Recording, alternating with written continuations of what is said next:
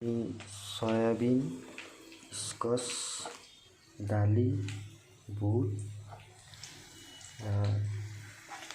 পিঁয়াজ ভাজি আছে।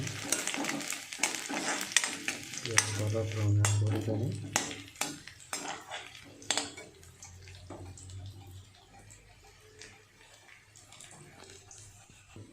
সয়াবিন দি দিম।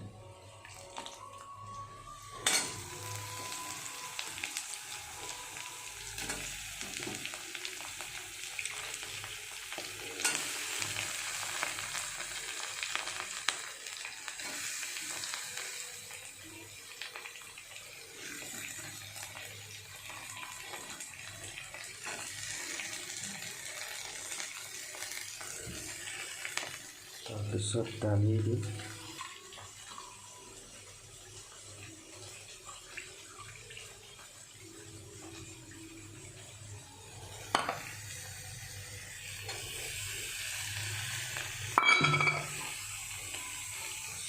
বুট দিম।